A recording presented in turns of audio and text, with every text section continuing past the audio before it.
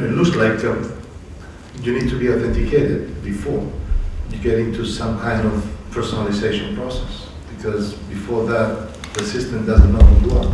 However, it's not completely true, because you need to be in control, as you said before, on the way in which the system is going to authenticate you. So you have to have multiple choices, and then we go into the multi-factor, we even heard yesterday, infinite factor authentication. It's not only a problem of security, it's mainly, in my opinion, a way to solve the personalization of the authentication, so that you can choose how to be authenticated even before the system knows who you are. And I think that's an important part of the personalization in the authentication, is the choice of the user to choose what to do to be authenticated.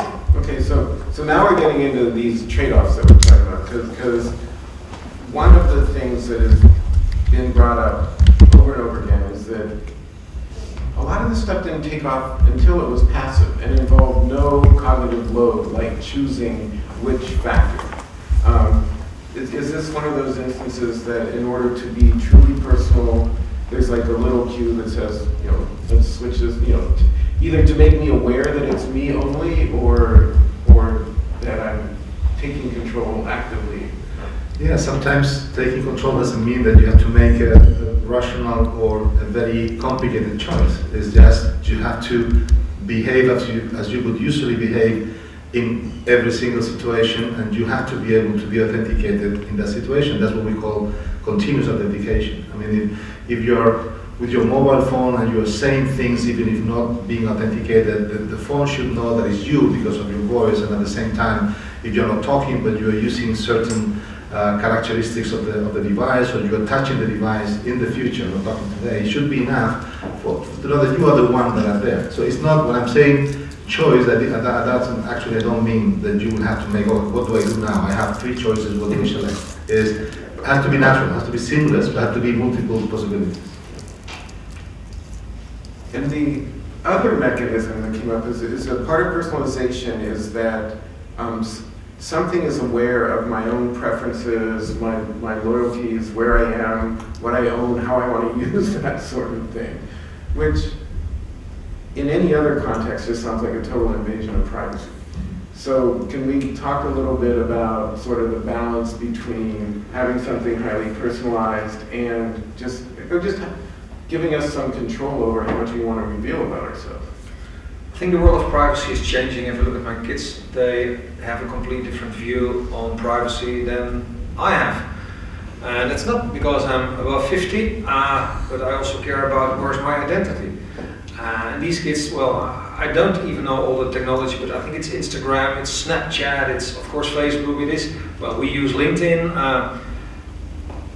But getting rid of your identity, that's still a threat. You can see changes now. I had a talk with the CEO of an airport very recently, and he said, well, I am willing to give up part of my privacy by having a biometric identity if I know for sure that the guy next to me is not a terrorist. Well, in this case, Emilio, I'll trust you, okay. Even without biometrics enrollment. But it's all about, do I trust myself and other people? So the trade-off Dan was talking about is always a trade-off between, on one hand, privacy, and what do I get back? Is it, on one way, security, which is very important. Look at Zaventem, look at all the horrible attacks at the moment. But it's also about convenience. Why do I use the fingerprint sensor on my iPhone? I know it's not secure, but boy, it's so convenient. Even in my car, not allowed to read your email, but well, if there is a traffic jam, I like the trade-off. I like the trade-off. And as a customer, so not as a vendor now, but as a customer, I would like to choose. It's not the company who's selling me stuff, but as a customer. And that's what we as companies should be aware of, that we need to deliver a maximum of flexibility towards our customers. Absolutely, I agree. I mean, this concept of a trade-off when you talk about privacy is very important. I mean, privacy is not an absolute concept. It's a trade-off between what I get from it and what I give it. But at the same time, it changes with time historically, and it changes also geographically. And I always like to talk about the census. When the first governments in 2 centuries ago started to ask people where they live, what the amount of money they make, so that they can make a census of the population to plan economically, there was a strong reaction in many areas, in many communities, saying, I don't want to give up this information to the government because it's my privacy. We don't care about that today. We know that the government is protecting that information more or less good enough. I see some doubts. But at the same time, I mean, it looks like it's not in the buzz of the newspapers. Now, in the newspapers is, what is my voice print? What is my fingerprint? Is that protected? And we feel very comfortable when somebody tells us, don't worry, your fingerprint will never leave the phone because it's protected there. You know, I have a problem with that because your voice, you know what? That your voice will leave the phone every time. You're giving away your voice everywhere. So what's the privacy when you talk about voice? I'm talking now, you can be recording, and you have my voice, and everybody has the voice of somebody else. But the voice biometric technology is safe enough, secure enough, so that you can protect against replay attacks, etc. But it's not privacy. So privacy is a concept that we have to be careful about, because it can be one barrier for these new technologies to get into the society, into the communities. But at the same time, I know that this, let's say, fate or this type of problems will probably go away with time, and people will get used, as your teenager, the children today, to give away that part of privacy because you get so much out of that. Another example, if you allow me to do that, is in many emerging countries, many citizens are willing to give his fingerprint and voice print to the government to receive some kind of... Well, that's the inclusion. Yeah, inclusion, as I said. It's more than that. Go ahead. Yeah, so the issue in a lot of developing companies is they don't, not only don't they have an identity infrastructure, they don't have a digital infrastructure. We take for granted that I have a passport, a driver's license, a birth certificate, credit cards. I can prove to anybody in the United States or Europe who I am very easily. You have the largest population in India is rural, illiterate, with no documentation. They usually don't even remember their birthdays. How do you then provide, then the avenues are, it is inclusion. How do you provide services? How do you assure that there's fair voting? How do you prevent fraud in the entitlement channels? There's all these things. So as a pensioner in India, I go to a city, withdraw my money, on the way back to my village, I get robbed. And so there's all these barriers for me to receive service. There's fraud at every level. So you tell a villager that you give me your fingerprint and your iris, and I provide all these services to you that you can't get today. In fact, it's not economically viable for you to get today. It changes the game. And they're looking at rising, people out of poverty, because now they have financial services, they have food, they have insurance, all these things. So they have things that they could never dream about because they give you the biometric. For me, the marginal utility of providing the government my fingerprint is pretty small, and the downside is larger. So I think that's the huge difference. Right. Comment? Well, I think it was this morning. I think it was the small movie from Proof of Life of Nuance in Mexico, and then you can see the value for people. We deployed a similar system in Pakistan for a bank. The pension is not coming back every year to the bank, but just can do it by voice. It's much more humane, and I would say that's also good that our technologies, as we are here together now, can really have humanity in the world, because of course it's about privacy, but it's also how can we make a better world. And I fully agree with you that if the unbanked have access to financial services, but also these people, I think they look at the value.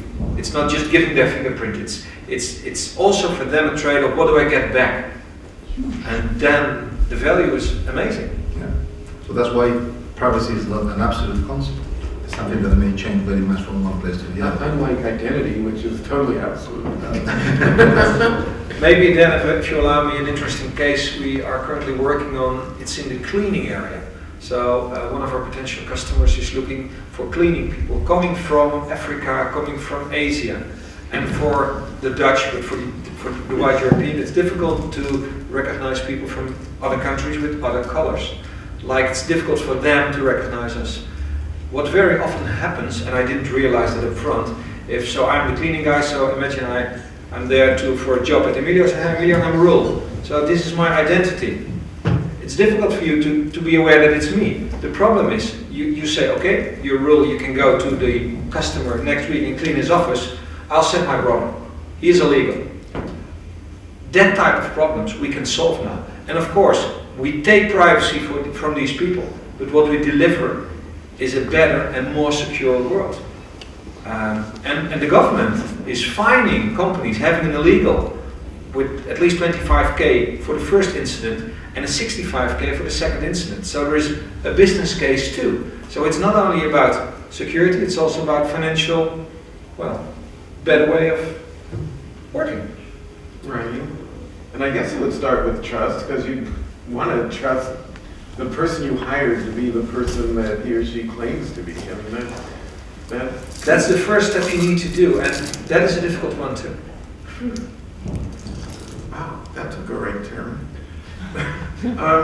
But actually, you're aware that, I mean, if people are demanding personalization, there's no way to give personalization if you don't give away a little bit of the privacy. It doesn't mean that you don't have to protect the privacy. It doesn't mean that you don't have to take care of that information. But unless you know a little bit more about your customer, and that means that you have information about them, it's difficult to personalize something.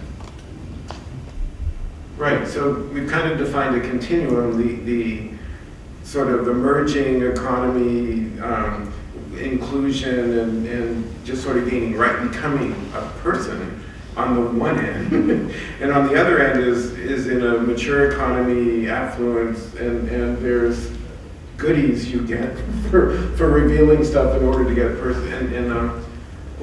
I don't even know how you model the value of privacy, or not. Well, either way, privacy or personalization. I mean,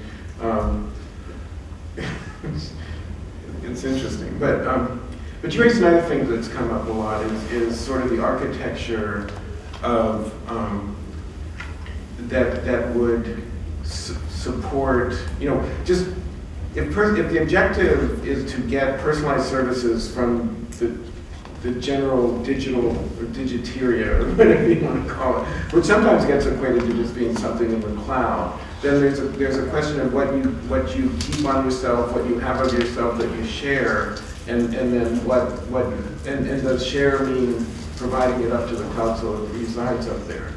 And I think this has come up quite a few times the last day and a half. That's correct. And I mean, if you translate that into the technology we're developing, you're talking about match on device, match on server. Would you like to have your voice print in your device so that it never leaves your device and you do the match on device, or you would trust the bank or the Amazon or whoever to have your voice print in the cloud so that you do the matching in the cloud? And there's a lot of things that you have to discuss about that. The first one is, okay, this absolute concept of if I have in my device, I'm safe, so it's private.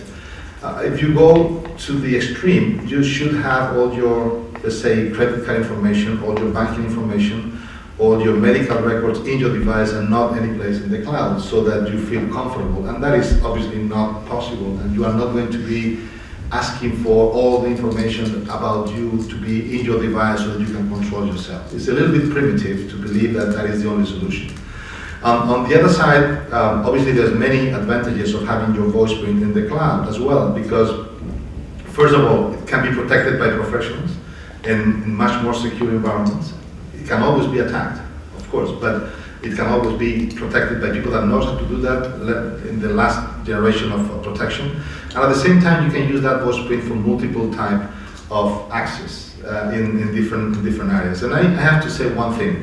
One of the weakest problems, or the most important problems of having match on device today, is that moment in which you do the identity verification. When you connect your voice print with that particular identity, is Emilio Martínez. If you do that in the cloud, you do it once. Your bank will do it as thoroughful as he wants, and he will make sure that it's you, the one that is enrolling your voice print by whatever measure. But it's only once. You don't have to repeat that anymore. If you do that in your device, every time you change your device or you use a different device, you have to do an identity verification. And you know what? There is what the fraudsters are attacking now. Most of the fraud coming from Apple Pay are not coming because somebody is faking your fingerprint. It's because somebody is convincing the bank or convincing the institution that is buying in the internet that fingerprint that is in your telephone belongs to that credit card. And if you do that, which is, by the way, not very difficult, it's less difficult than faking one fingerprint, then you can do it as many times as you want. So being private, because you have the fingerprint or voice print in your device, versus security of having that in the cloud, in trusted companies, I believe that is a debate. For many applications, that would be perfect to have that in the device. Let's say, for instance, to unlock your phone with your voice for multiple consumer applications in the device, but you don't want to be connected to the network to play with something. But for financial transactions, for purchasing in the web, probably matching server will be the most secure and with more capacity to personalize your experience in multiple channels. What do you think, Emilio? Should that be one identity provider by the government or by a financial institute, or do you think that I still have to store my voice print at 10 different organizations, like 3 banks, 2 governmental organizations, 5 web shops? Yeah. What is your opinion? And check interest and take note here, because we're going to revisit this big time. But keep going. Okay. No, my opinion is it is still too early to have a reasonable business case to have a single place where you have all the identities. Too early because, I mean, we're struggling to have a few banks having voice prints. When you have hundreds of banks with voice prints, hundreds of Amazons in the world having voice prints, and you get tired of doing that, probably will come somebody with a business case. I can do a trusted repository of identities. But let's do it a step at a time. Let's convince a few of them to use voice prints, and when the users are starting to become tired of having too many voice prints in too many banks, maybe is the moment to do that. Who's going to do that? I think it's still something to be decided. Government, maybe it's a question of geography. In some countries of the world, government would be the right place to do that, as in India, as you defined before. In the Western countries, maybe we don't feel so comfortable, and we would prefer to have some institution that is independent and trusted to do that. I don't know. We kind of have to solve it here, so. Questions? We have. Yeah, I think there is this duality, these polar forces that we're going to have to resolve, because there's a large contingent. You talk about identity and how I control it, what I present, and there's the exchange of value for how much identity I present. Then there's a contingent that believes that bring your own identity, I control it, and we do this transaction, and it's based on authentication on the device, but tokenized to the provider so that there's ultimate security. There's a contingent, and I think you know some of the organizations that are adherent to that, like FIDO, for instance. There's a whole consortium that believes that's the model. And then there's, you talk about,